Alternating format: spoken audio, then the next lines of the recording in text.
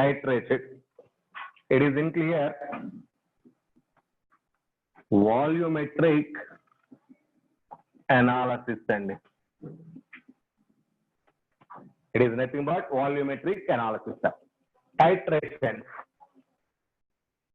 So what is this titration? Where it is used? Okay. So I will explain. Please wait. It is the applications of. It is the application of law of equivalence.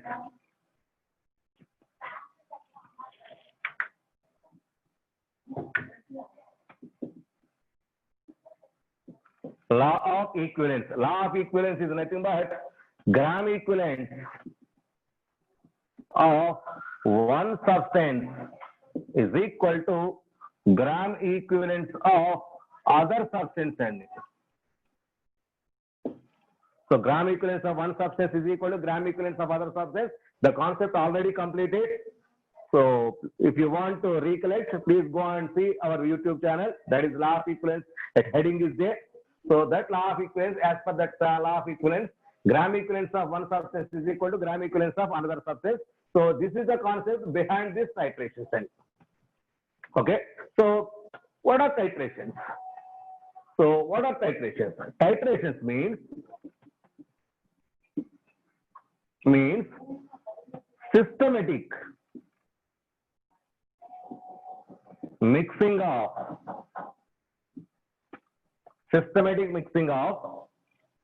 one solution to another solution. It is a systematic. So we know how much is mixed to how much. So that is a systematic mixing of one solution to another solution. That is the addition of one liquid to another liquid. That is nothing but titration. So for this titration, the apparatus required are one, burette. Burette is required. It is a practical concept, my dear boys. So second one is conical flask. Third one is pipette. Fourth one is some reagents, reactants in liquid form. Others, sometimes indicator and sixth one, some others. So these are the requirements. These are the apparatus and solutions. For this purpose, burette, conical flask, pipette, reactants in liquid form, because those liquids we want to mixing with each other for the reaction. So indicator and some others, I will explain. Please wait. So what are what and what? So see, my dear boys. So what is burette? So burette is like this. I'm drawing. It is a long glass tube.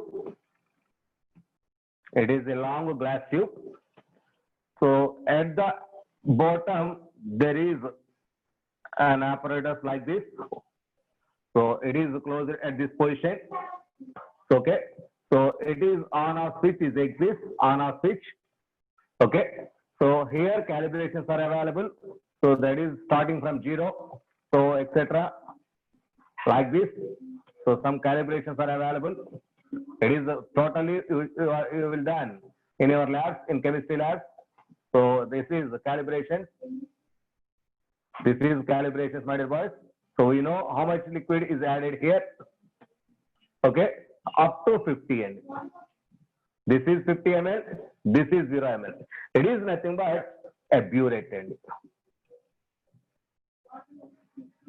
It is nothing but burette. Just like okay, see it like that. But drop by drop liquid is possible to fuse it. Okay, so to free flowing of liquid, drop by drop, it is possible. Drop by drop liquid addition is possible. To fix this burette, there is burette stand is also required. Also required. Burette to stand this burette stand is there. So that burette stand also required in apparatus condition. So this is burette. Next one is I'm drawing pipette. The pipette is like this. That is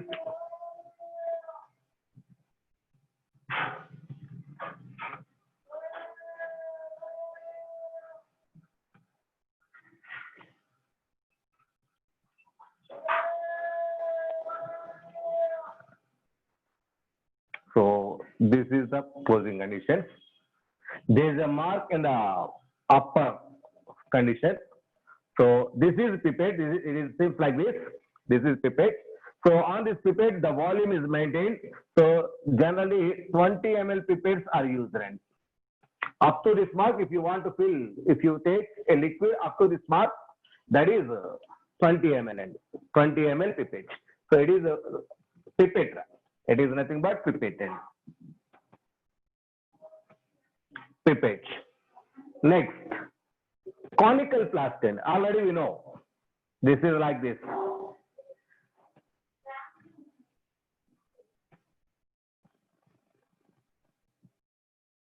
It is conical flask. Just like 100 ml, 250 ml, most frequently 250 ml conical flask are frequently used. Right? 250 ml conical flask.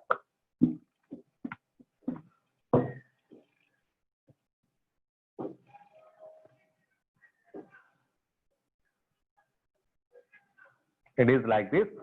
So 250 ml and 250 ml conical flask.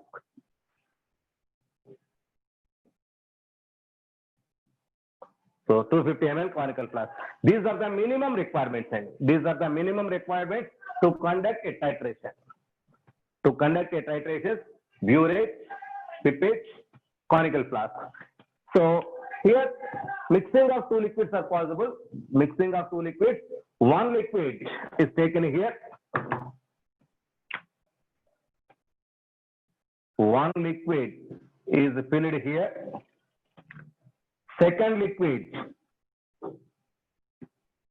is taken here. And second liquid is taken here. First liquid is taken here. Okay. So this second liquid is taken in conical flask with the help of pipette. With the help of pipette. Just exactly 20 ml liquid is transferred here. For exactness, pipette is used. And for exactness, pipette is used. Okay. Now I'm taking experiment. See here. So please be my dear boys. This is burette. This is pipette. This is conical flask. Conical flask.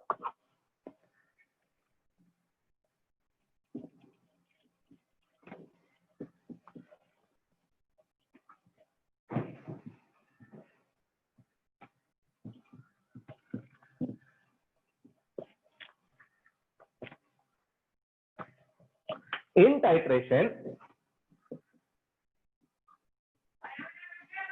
titration, two solutions are taken into.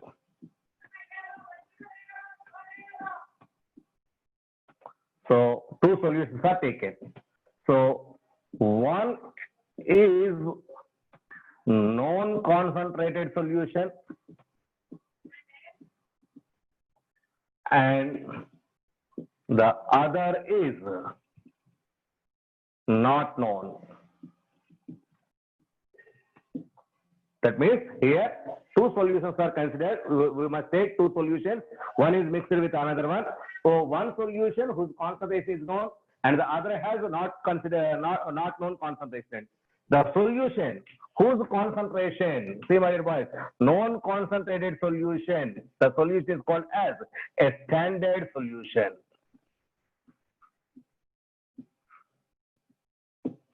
The solution whose concentration is known is considered as a standard solution. Okay. So this is unknown concentrated solution, not known. This is considered. Now I am going to analyze Analyze how much is the concentration of this solution. That's why it is considered as analyte.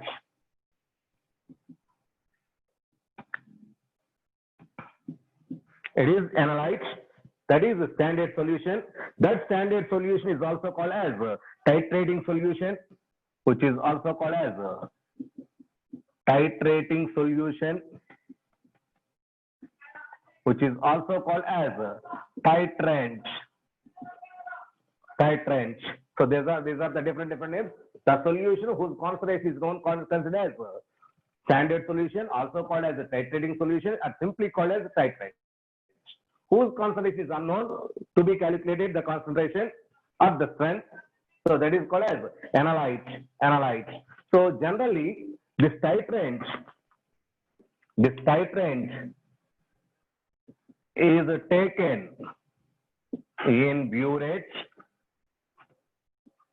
This analyte is in conical flask. So in conical flask, analyte is taken. In burette, titrants are taken in. Titrants means whose concentration is known. Whose concentration is known, that is considered as titrant. So what is standard solution? The solution whose concentration is known. The solution whose concentration is known is considered as a standard solution. Is considered as a standard solution. That standard solution in titrations are frequently called as a titrant or titrating solution. By using that standard solution, we can measure the concentration of unknown solution. We can measure the strength or concentrations of unknown solution. So that known concentrated solution is called as there is a standard solution. So in our analysis, in our titration, these standard solutions are two types. See my dear boys. So standard solution is there. This standard solution is two types of standard solutions are existent. Standard solutions are two types. So see here. So standard solutions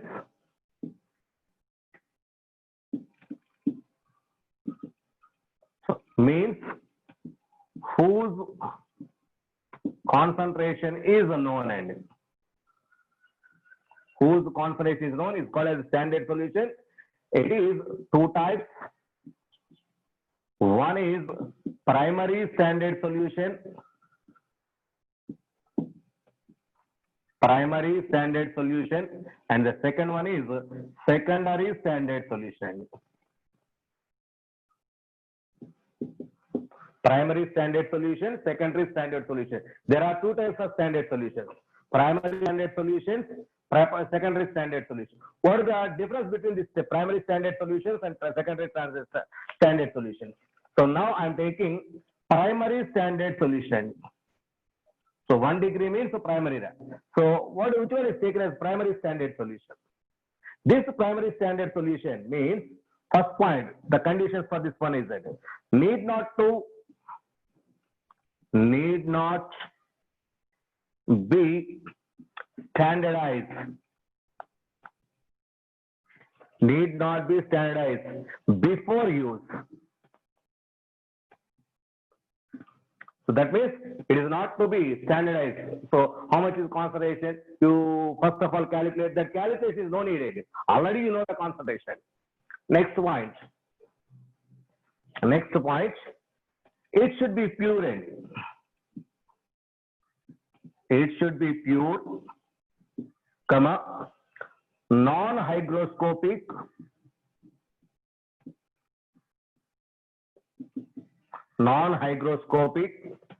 stable,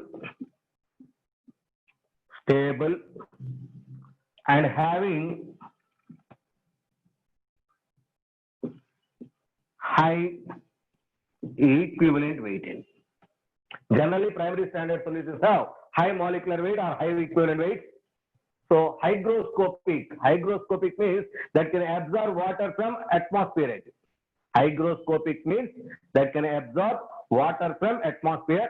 So that is not happened here. That's why it is considered as non-hygroscopic condition. Non-hygroscopic, and is very stable. It is not going to be dissociated or associated. So it is very purest form. It is very purest form. So for example, For example, so see here. So just a minute. Example for this one. Example for standard solutions. One is acid case. In case of acid, oxalic acid,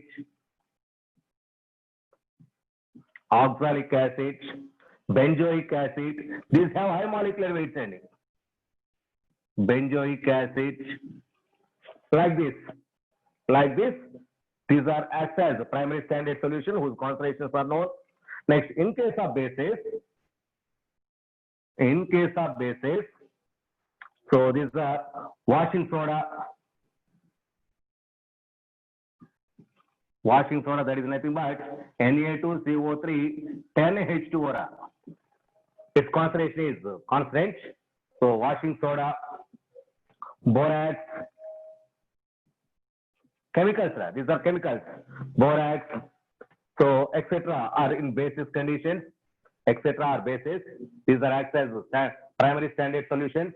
Next, in case of oxidizing agents, so that is K2Cr2O7 is the primary standard solution. K2Cr2O7. In case of reducing agents, so hypo solution, nothing but Na2S2O3 5H2O. Hypo solution, Mohr salt is also a primary standard solution. Sodium oxalate,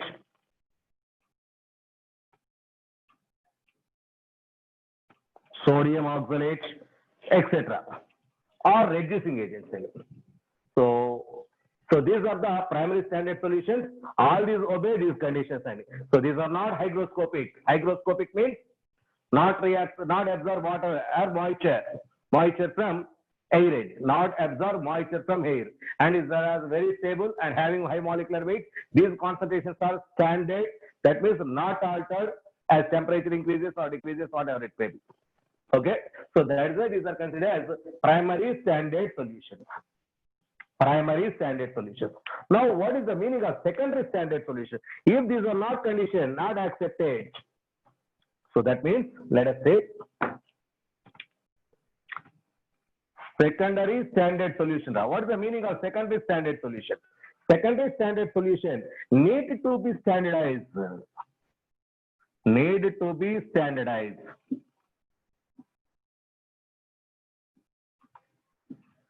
Before it is used.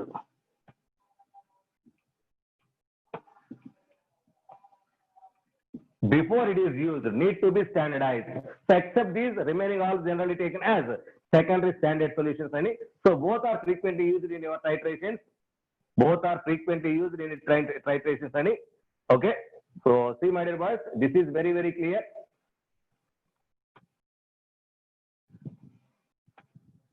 Okay. So this is very, very important. Am I correct? Am I clear, my dear boys? Say, tell me.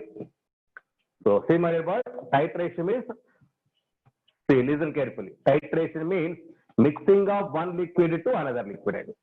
One liquid. Standardized means known to concentrate. How much concentration is there? It should be calculated by using some other titration. That is no need in case of primary standard solution.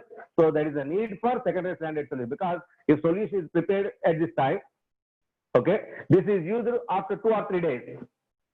Between this time gap, the concentration may be varied. Because temperatures are changed, some other conditions are changed. That is, moisture is dissolved there. Okay, so automatically some concentrations may be changed. That type of, if concentration is changed, that type of solutions are considered secondary standard solution. If concentration is not changed, even in long standing, that is considered as a primary standard solution. So during secondary standard solution, so how much is the concentration? You should know, first of all, by titrating with another condition. Okay, so this is the about titration. Now I'm going to take some diagrammatic explanation for this one. So some diagrammatic explanation for this one. So am I clear? Am I clear, my dear boys? So this is titration. Now, so with diagrams and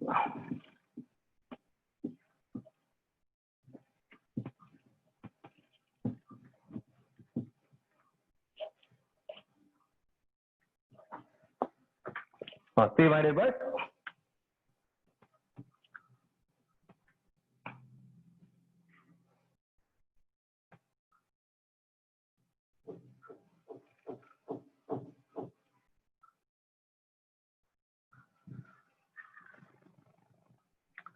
So on off switch, it is burette.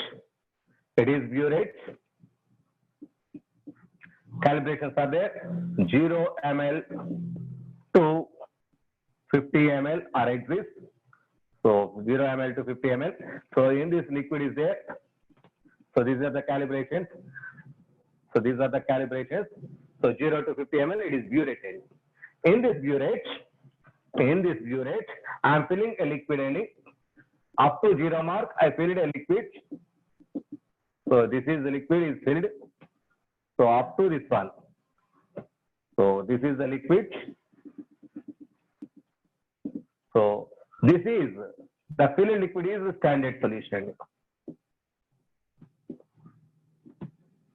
This solution is a standard solution. So which is considered as a titrant.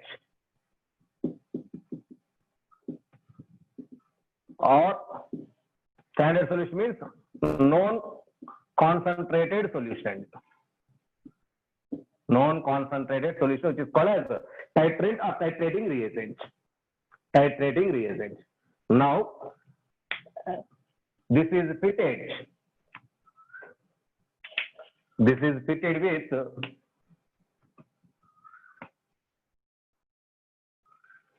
there is a burette tank with base. It is so fitted in this burette. So this is burette stand. Burette stand. Okay. Now at the bottom, there is a conical flask is placed. There is a conical flask is placed. In this conical flask, another liquid already taken. Another liquid already taken. This is analyte. This is considered as analyte. This is analyte, unknown concentrated solution.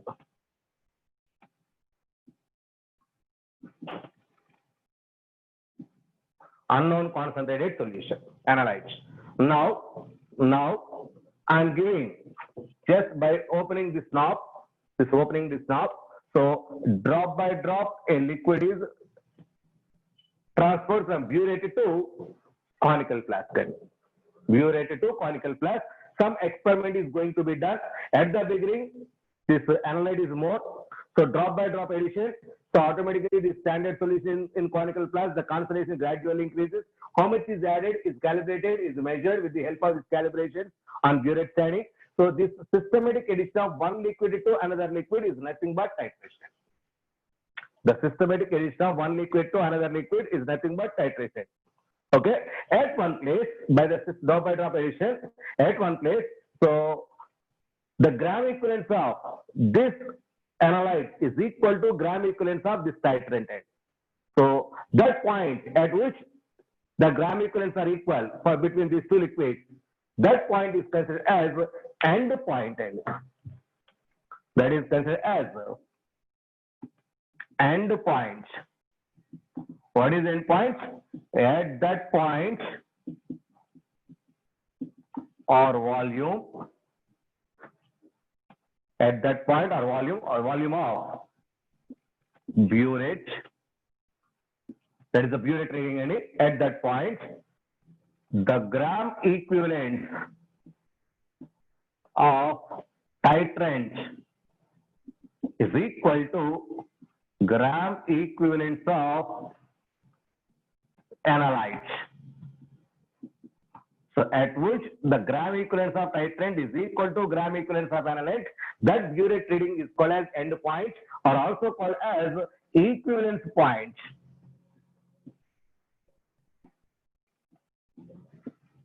End point or equivalence point. So that means the exact volume is applied. That means reaction is going to complete. Please stop this addition of liquid. Please stop that addition of liquid if end point is known. End point is reached. If end point is reached, so please stop that addition of that liquid into the conical flask. Okay. So how to know? How to know the liquid is going to be end point? That is the solution. The reaction is going to be end. So that means gram equivalence of titrant is equal to gram equivalence of analyte. How to identify during this experiment? So that is actually generally not possible in most of the cases.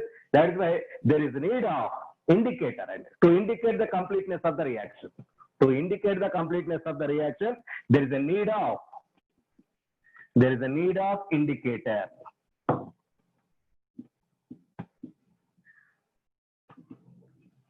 There is a need of indicator. What is indicator? That indicates that it indicates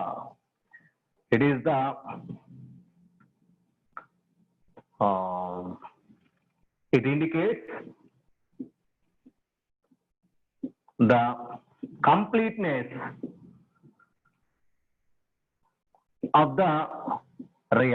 the reaction.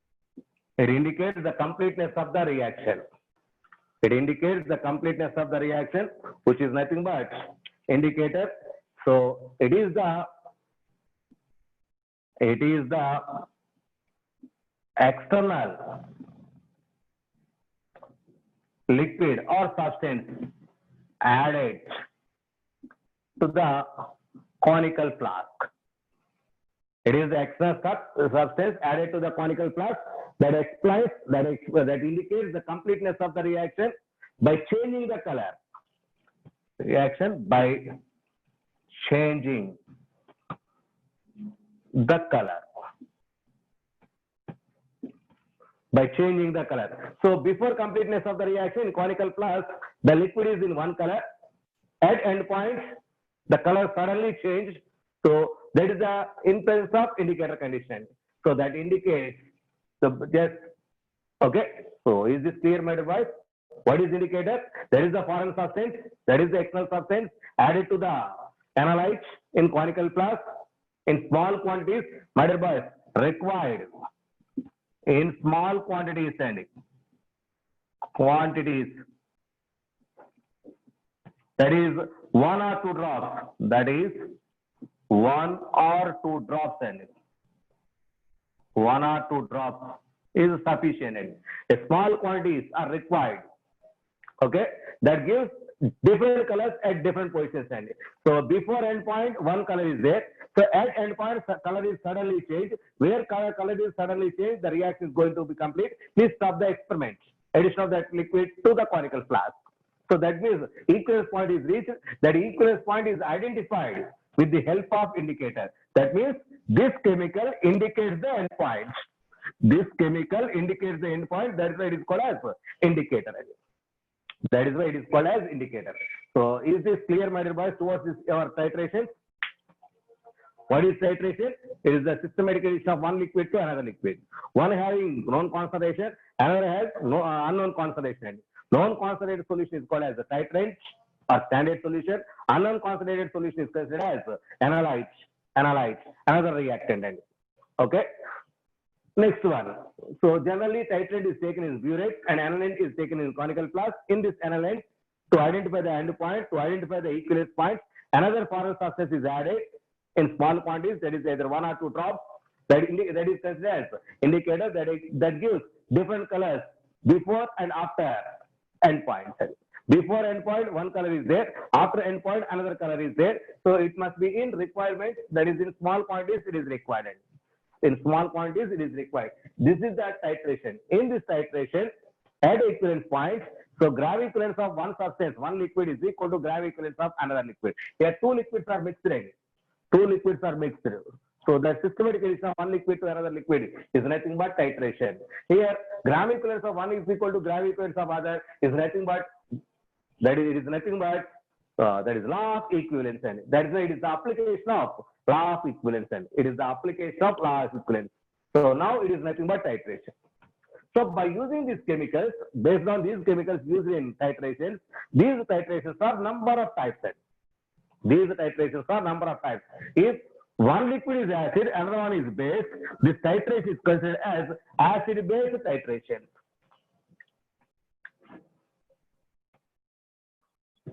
So types are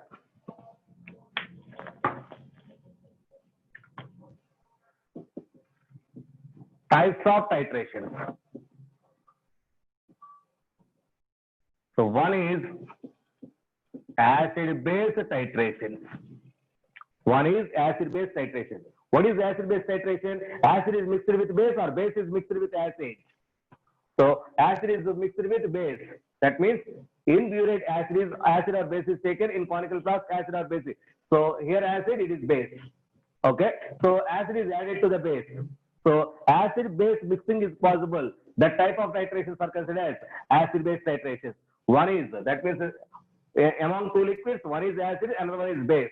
That type of titration is called as acid-base titration. So second one, if during this titration, redox reactions may take place, and oxidation reduction takes place. That is why that titrations are called as redox titrations. That titrations are considered as redox titrations. It is another type of titrations. Next, in acid-base titrations, there is a possibility of two types. One is simple titrations, and the other one is double titrations. Simple titrations and double titrations we will explain later in our classes. So please be patient. So acid-base titrations are two types. One is simple titrations, another one is double titrations. Next, redox titrations. These redox titrations are based on oxidizing agent used. One is KMnO4 titration. So here oxidizing agent is KMnO4 titrations. And the second one is K2Cr2O7 titrations. That means in the second case, oxidizing agent is K2Cr2O7, that is potassium dichromate, and titrations involving I2 iodine. Titrations involving iodine. So these are the different types of redox reactions. Redox titrations. So there is two types of titrations. Not only two types, a number of other types are possible. But in our syllabus, only two types of titrations are possible. One is acid-base titrations, another one is redox titrations. Acid-base titrations are two types: simple titrations and double indicator or double titrations. And second one is redox titrations. Those redox titrations are three types based on oxidizing agent used. So if oxidizing agent is KMnO4, that is KMnO4 titration. If oxidizing agent is K2Cr2O7, that is potassium dichromate. So that is dichromate titration. It is here permanganate is used. There is a permanganatic titration. Here dichromate is used. That is why it is called as dichromatic titration. Here iron is involved. That is why so iodometry or iodometric titrations. Iodometry or iodometric titrations are possible. So in iodine cases, so two possible. One is iodometry and the other one is iodimetry. Iodometry and iodometry are possible. So these are the different titrations. Now we are going to explain one ending. Is there any doubt, my dear boys? Are you listening or not? Tell me, my dear boys, is this clear? I'm waiting for you. I'm waiting for you, dear. Yes.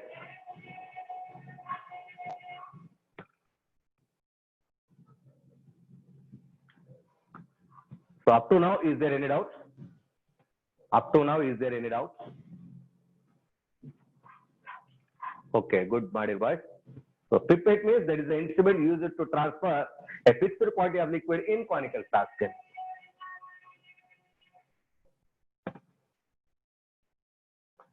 No doubt. Okay. Am I continue? Am I continue now?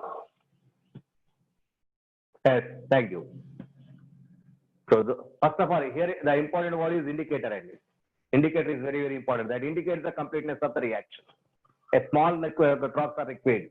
Next, at endpoint, gram equivalence of one chemical is equal to gram equivalence of another chemical. If acid and base are used, acid-base titrations. If oxidizing agent KMnO4 is used, that is permanganate titrations. K2Cr2O7 is used, that is dichromatic titrations. If iodine is involved in the reaction, that may be iodometry or iodometric reactions are possible. Okay. Now I am going to take titrations involving KMnO4. So first of all, I am completing redox titrations. After that, I will explain acid-base titrations.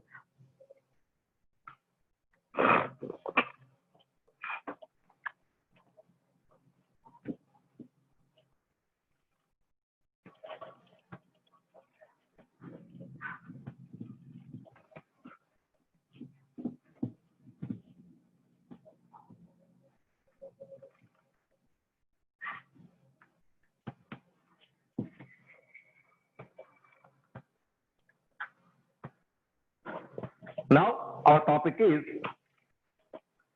titration using KMnO4. What is the name of this KMnO4? KMnO4 is nothing but potassium permanganate.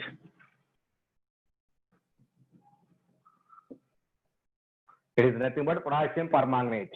That is why these titrations are called as permanganate titrations.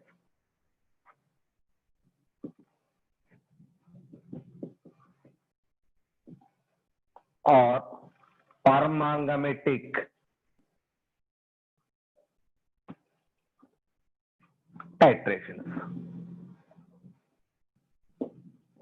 So permanganate titrations or permangamatic titrations. So there the oxidizing agent, this is as oxidizing agent. If oxidizing agent in the redox reactions is permanganate, the type of redox reactions are called as permangamatic titrations. Permangamatic titrations. So now our topic is permangamatic titrations. Permangamatic titrations. So this KMnO4 in aqueous solution break down as K plus ion, which is in aqueous case, and MnO4 minus ion, which is also in aqueous case. This MnO4 minus ion is called as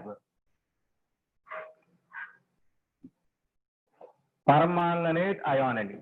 This one acts as oxidizing agent. In KMnO4, permanganate ion is the oxidizing agent. So it is a good oxidizing agent, my dear boys. It is a good oxidizing agent, that permanganate. Okay, so that may involve in the reactions. Okay, so this permanganate may involve in reactions in acidic medium, neutral medium, or basic medium. So based on that, see here, that MnO4 minus, this MnO4 minus has either purple color, that ion has either purple color or pink color in it, it has. So what is the color of this MnO4 minus? Purple color or pink color, and generally we take it as a pink color. Okay, so this MnO4 has purple or pink in color. This permanganate has purple or pink in color. This one involved in reactions. If it is involved in reactions, three different possibilities are possible. Three different possibilities. One is in acidic medium. My dear boys, please disable your video options and please disable videos that will interfere in my class. And please disable your videos, my dear boys. Please stop.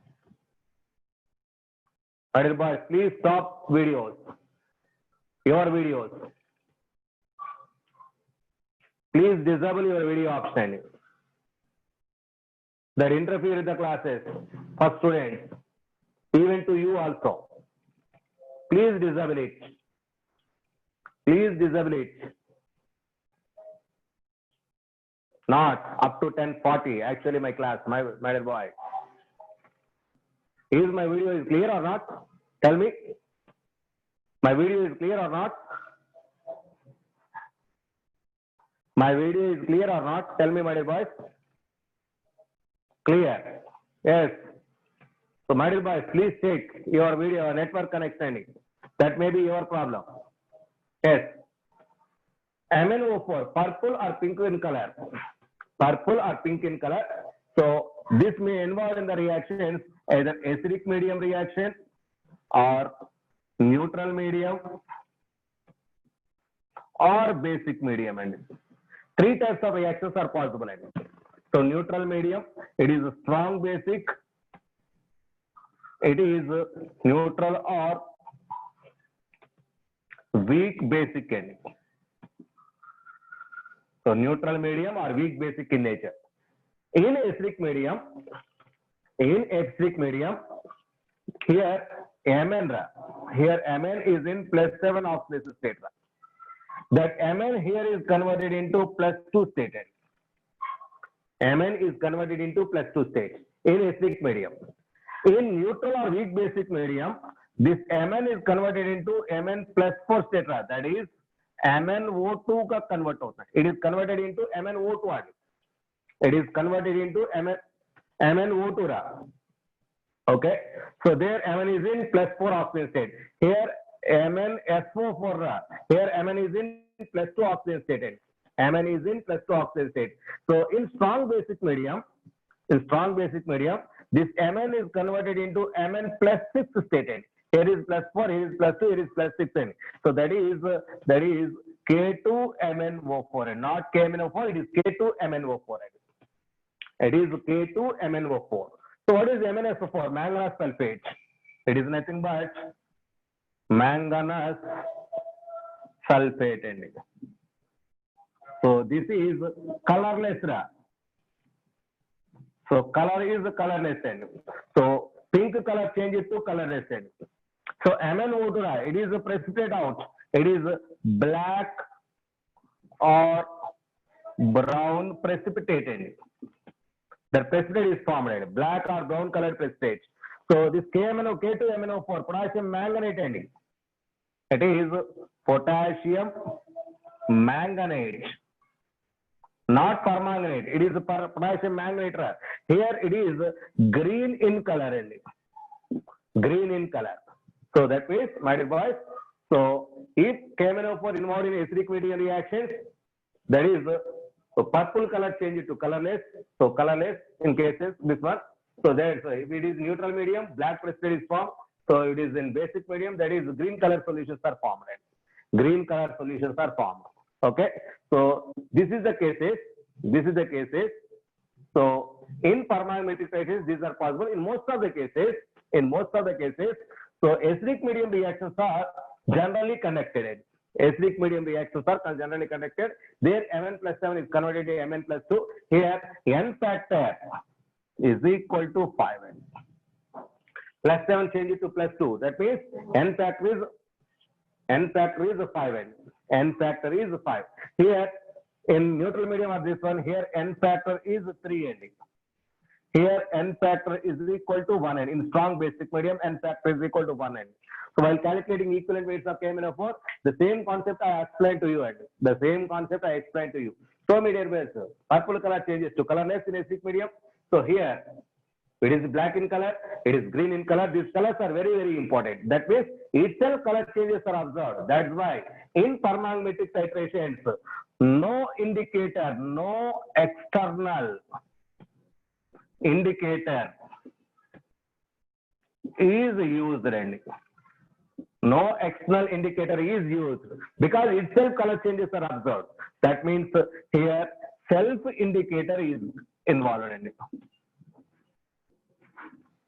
So in permanganate titrations, so self indicator is available. Here this MnO4 acts as indicator also. because color changes are possible. Because the color changes are possible, self indicator is used. So this color change even applied. This color changes. So color changes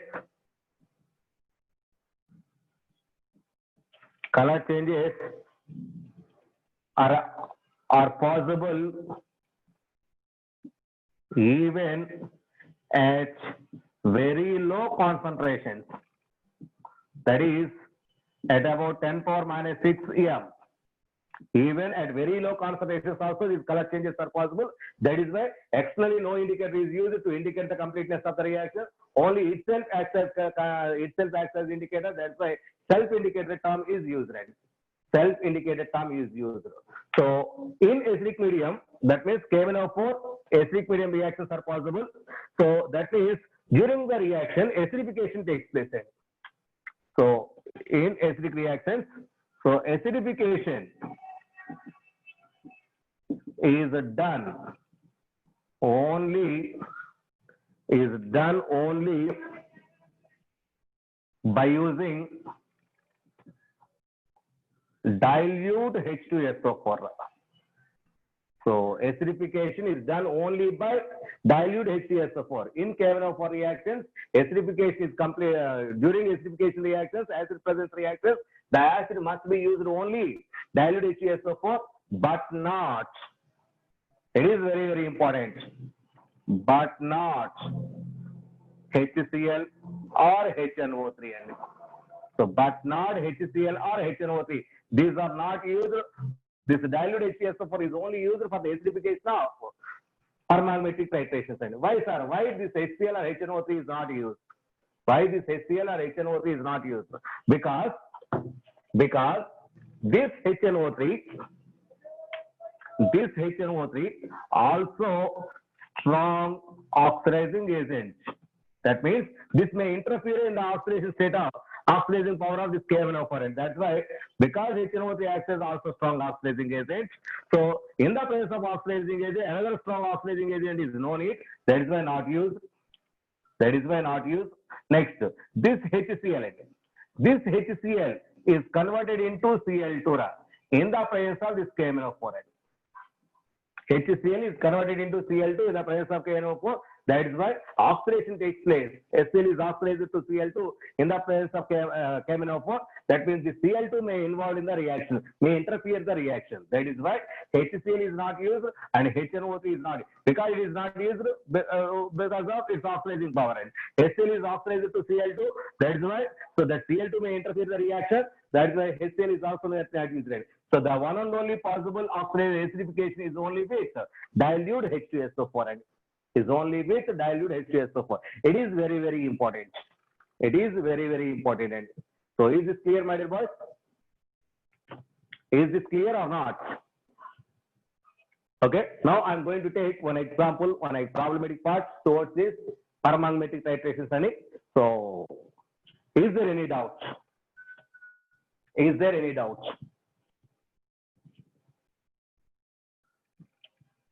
Is there any doubt? Is HCl or HNO3 are used for the acidification of permagnetic titrations? No. No. Okay. So now we are taking a problem based on this topic. So see here.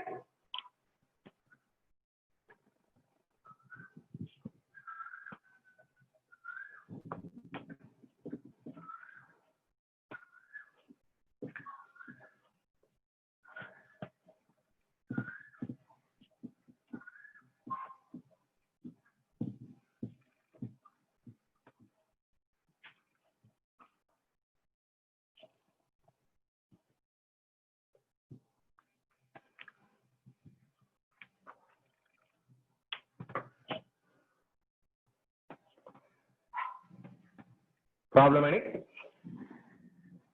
200 grams sample of FeSO4 7H2O is added to water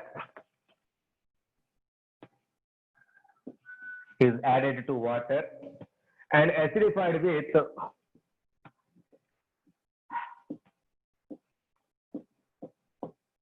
and acidified with dilute H2SO4 and acidified with dilute H2SO4 to make it 1 liter.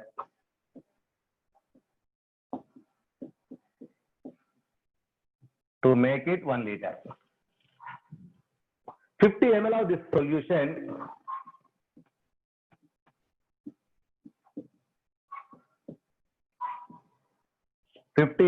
solution requires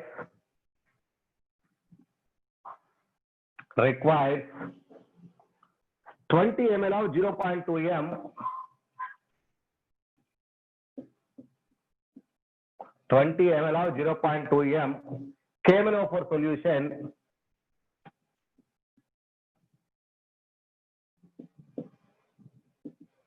(20 ml of 0.2 m KMnO4 solution) till end point.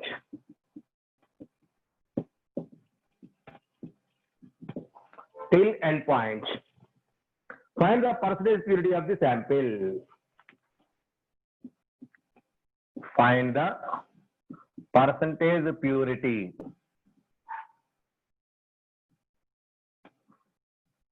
of the sample. This is the question. So, what is the information given to you? See here. FeSO4 7H2O is taken. FeSO4 7H2O. How much is the weight is taken here? 200 grams is taken. FeSO4 7H2O 200 grams is taken. It is diluted with water. That means to this water is added. Acidified, first of all, acidified means H plus is added and water also added. So this 200, that is the 1000 ml solution is applied. We get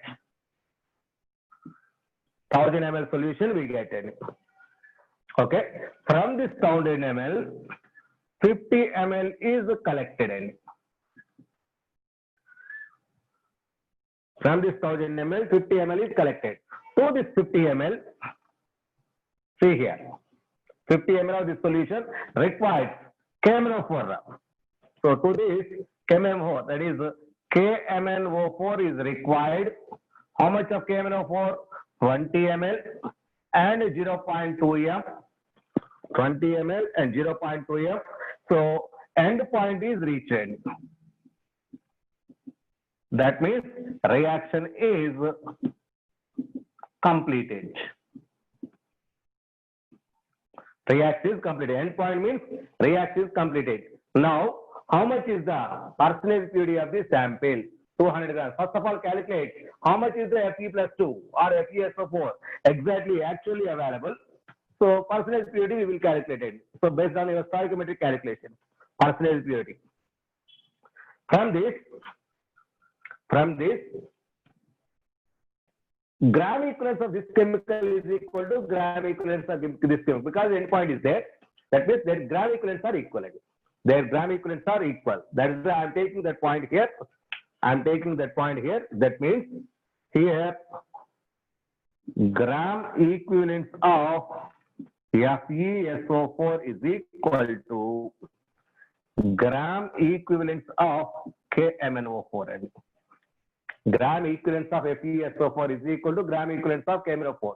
So this is FeSO4. 50 ml is taken in it. Okay. So gram equivalence is nothing but volume in liters into normality, which is equal to volume in liters and normality. It is for KMnO4. It is for FeSO4. Gram equivalence formula V1N1 V2N2. V1N1 V2N2 volume in liters. It is in liters.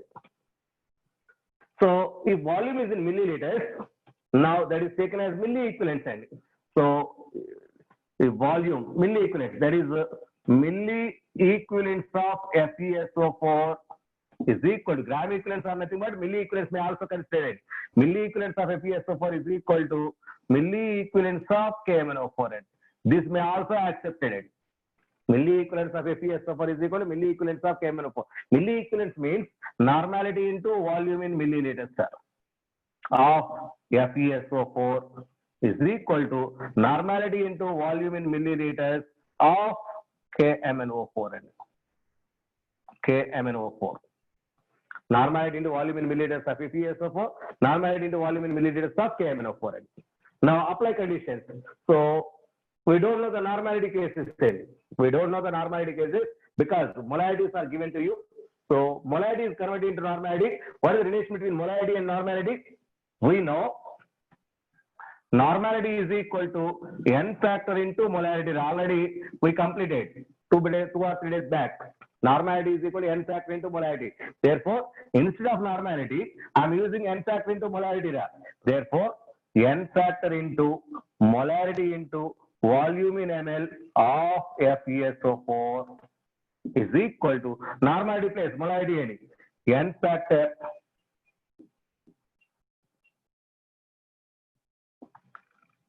factor into molarity into volume in ml of KMnO4 of KMnO4. Now apply n factor.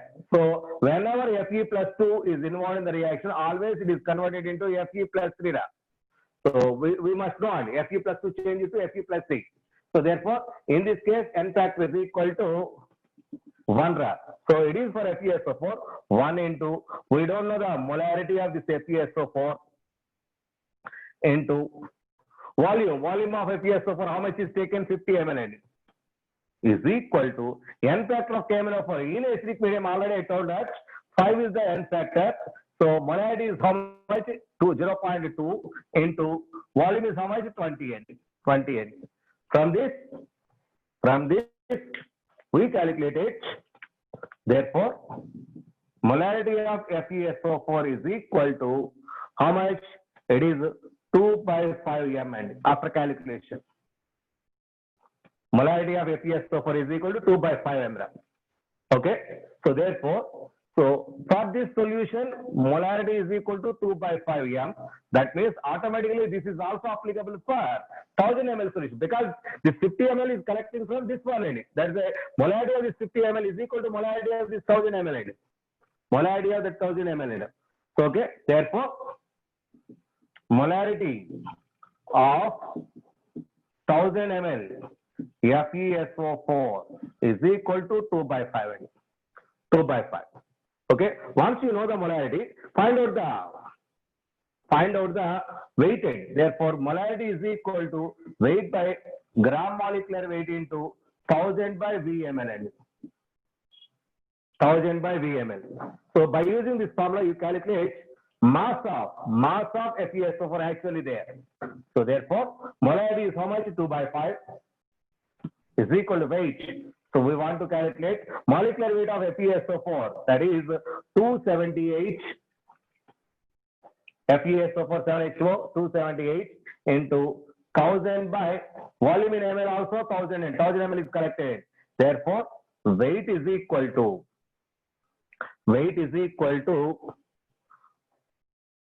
how much? So let it be. Therefore, weight it is calculated, cancelled. Weight is equal to 2 by 5 into 278 and it is in grams. It is in grams. How much? 111.2. Am I correct? Are you correct, my dear boy? 111.2. Okay. So this is weight of FeSO4. But he wants to calculate percentage purity of FeSO4. Actually 200 grams is taken, but actually this much weight is there. So therefore, percentage purity is equal to,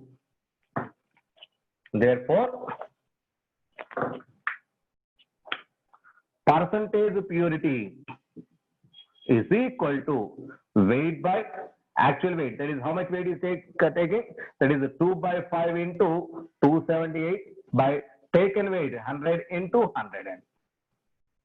That is percentage purity. So that we will get 25.6%. 25.6%. This is the way to calculate percentage purity of the sample. Percentage purity is equal to, so calculated weight by actual weight into 100. calculated weight by actual weight into 100 is nothing but percentage purity. So how much is the purity of the chemical? 25.6%. That means among this 200 grams sample, only 25% per 100 grams, 25.5 means 200 grams, 51.2 grams is available. 55 grams is available. Okay. Okay, this is the way to calculate percentage purity. So here titration conditions are applicable. Titration conditions are applicable. Okay. So now 55.6. Okay. So this is the way to calculate how much is the percentage weight. 2 by 5.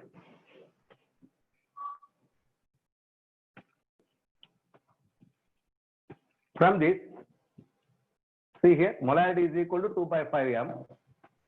Why don't we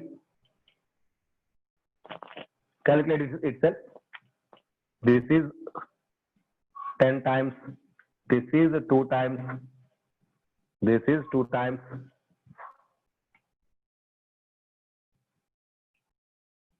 That is 0.4.